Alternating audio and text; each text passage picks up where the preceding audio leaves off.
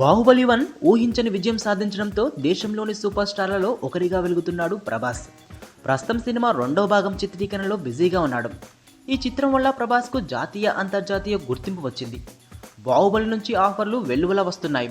అయితే బాహుబలి 2తోనే ముగేదని, దీనికి కొనసాగింపుగా మరిన్ని చిత్రాలు వస్తాయని ఇటీవల ప్రకటించాడు దర్శకధీరుడు రాజమౌళి. బాహుబలి కోసం ప్రభాస్ 2 ఏళ్లుగా ఎలాంటి సినిమాలు చేయలేదు. మరో ఏడాదిన్నర దాకా డేట్లు ఖాళీ అయ్యే పరిస్థితి కనిపించడం లేదు. బాహుబలి సిరీస్ కు కొనసాగింపుగా మరిన్ని చిత్రాలు వస్తే ప్రభాస్ ఇతర సినిమాలు చేసేది అనుమానమే.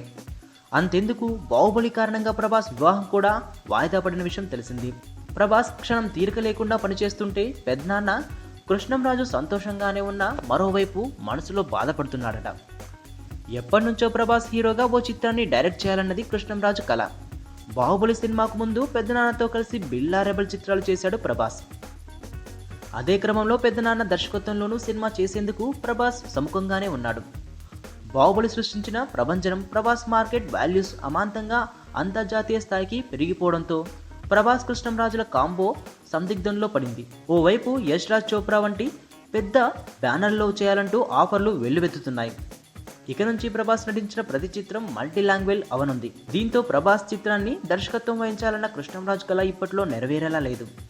ఇందుకు ప్రభాస్ బిజీ షెడ్యూల్ ఒక కారణమైతే, కృష్ణంరాజు డైరెక్ట్ చేస్తే సినిమా ఫలితం ఎలా ఉంటుందోనని అనుమానం ప్రభాస్ మధ్యలో మొదలైందని సమాచారం.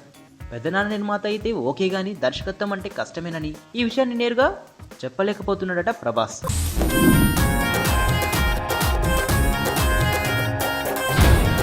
మంచి సినిమా, ఒక మొగుడు ఇద్దరు పిల్లల కథ.